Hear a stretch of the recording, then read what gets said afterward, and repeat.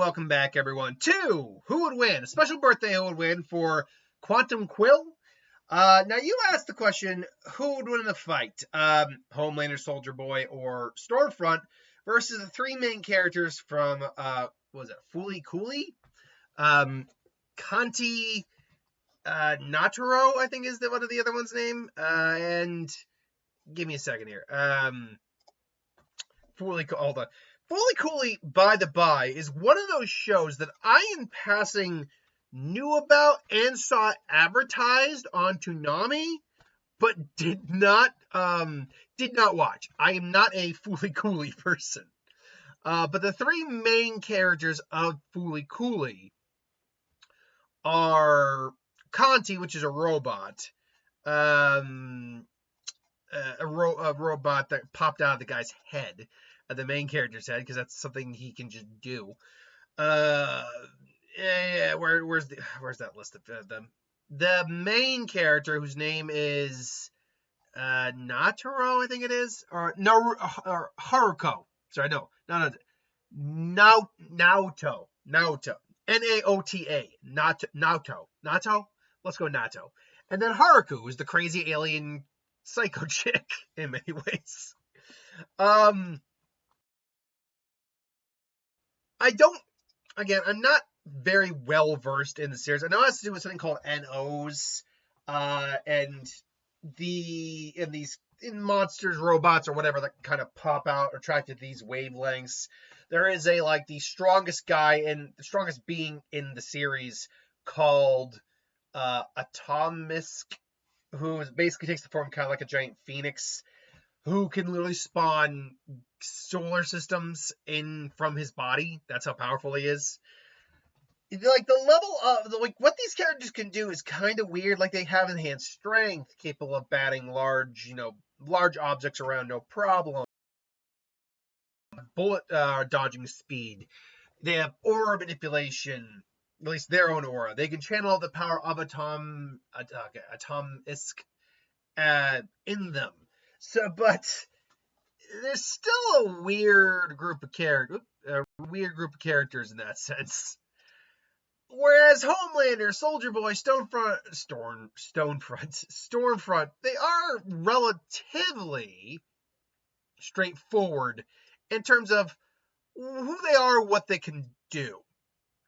They're all in their own way super soldiers. Soldier Boy is the first super soldier. He's a alternate Captain America, let's put it. Insanely strong, very durable. Can take a lot of damage and can take out many heroes of weaker or comparable strength, draining the compound V out of their veins or just burning it out of them. Stormfront is a Nazi version of Storm, more or less, minus the fact that she can only fly and shoot lightning bolts, but still. She is also highly durable, able to actually tank Homelander's heat beams, which is impressive. Should know we are using the TV show versions of these characters, not the comic versions, because the comic versions of the characters are very different. Stormfront's a guy, first off, and Soldier Boy is actually someone who exists within the modern day, isn't the character from the past, and is a coward. And Homelander banged him one point just to show that he could. It's a weird comic series, but and then Homelander, we know, is the Superman of their world. The only thing they thought could take him out was a hydrogen bomb, of all things. He is insanely strong, but not like Superman level strong. But he's also fast, nigh indestructible, at least by his world standards. Heat vision. He's also very intelligent. All three of these guys are pretty smart, although Soldier Boy is definitely the more tactical of the three. Stormfront is a bit more calculating, and Homelander just has a good head on his shoulders in terms of intelligence. None of these individuals are stable. In fact, I'd argue the most stable one of them is, weirdly enough, Soldier Boy. because Stormfront's a freaking ex-Nazi. Not even an ex-Nazi. It's just a freaking Nazi. So, yeah. But when talking about versus, obviously you got to do with somewhat of the scale. I try not to go too much into scaling just because it's, you have to scale based on in certain who and what ifs, but if the individuals are kind of like ground level opponents then it's not, scaling means really nothing that much unless you're like just talking about the raw strength or durability or what they can take. Or, once you get to like the cosmic level individuals, two multiversal level individuals, the scaling gets irrelevant. But in this case, scaling matters because, look, all three of these individuals, two of them have superhuman strength to the point where they can easily lift cars or tear through buildings with no problem. Stormfront's durable enough to take Homelander's heat beams and just be like, don't stop. Like, that was them fucking having foreplay. Figure that shit out. But more to the point, the thing is, the other three individuals do have superhuman enhanced strength. Particularly Haruko has a lot of superhuman enhanced strength, and Kanti. The fact also comes into play that they can harness some of Atomic's power, which is stated to be able to contain solar systems within his body. Now, I don't believe it's ever confirmed if they're channeling 100% of that power. My guess is no. But even a portion of that power, let's use a hypothetical here, because it makes sense. Let's bare minimum say that they're probably channeling more than 1%. Let's say 5%. Okay. Multiple solar systems means that you're on a low-level galactic scale. You're a small galaxy at least.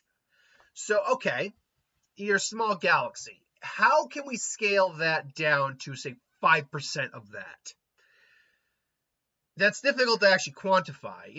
Because if there's like 100 solar systems in a galaxy, well, then that's still 5% of that is, every percent of that is a solar system. If there's only, say, like, they never gave a number. Let's use a conservative number and saying 10. I think that's a fair enough number. That means you're looking at half a solar system's worth of power they're generating. And I'm lowballing. Even if I lowballed it to the umpteenth degree, like to the lowest amount, 1%. And I think that's way too lowball. But 1%. That's still someone who's probably got multiple planets worth, or multiple stars, or at least a star's worth of power in them. No one in the boys' universe scales to that level of power. And both Haruko and Kanti can scale to that. They can harness some of that power. Even if I'm lowballing it to that 1%, these guys are star plus level individuals or multiplanetary individuals when they're channeling that power. So, and because they can dodge bullets, and because they're actually fairly durable to take hits and able to like block and throw satellites around, surprisingly, the Fooly Cooly guys are going to be able to take this without that much difficulty if they just decide to go all out on him. Now, that being said, Homelander is, we still don't know if Super Soldier, I keep saying Super Soldier, but that's a different character. We still don't 100% know if Soldier Boy is in fact stronger than Homelander. He is the one soup that Homelander is legitimately scared of. More, I think, because he can just take the Compound V out of his body more than anything else. But the fact is, he is at least similar in strength to him. He gave him he bruised his cheek. He can, in fact, dish out punches and hurt Homelander. So he's at very minimum wary of Soldier Boy in terms of a straight out fight. So yeah, I mean, if those two went hard and quick on these guys, I do think it would probably go to them. The problem is both these guys have an ego on them. Homelander up to the yin yang, but so does Soldier Boy to a certain degree. Like he's not a speedster unlike Homelander. He can't move as fast. Though he can still move fast. It's one of those things where I doubt either of them are going to take these guys seriously enough to actually warrant them being, taken out from the get. And then Stormfront is, though, honestly the weak link in this scenario. I'll go with the Fooly Cooly gang. By the way, I should note that if you're going to give me a suggestion, make sure it's something that can fit in a title. Because it's great, wonderful. You do realize that wasn't going to fit in a YouTube title, right? Right? Anyway. Now, could I have... I don't know. I'm going to put Fooly Cooly versus these three. Those three should be able to fit in the title. But yeah, reminders for the future. Anyway, I digress. Thanks for watching. Hope you enjoyed. Like, comment, share, subscribe, and I got more videos to do. Later.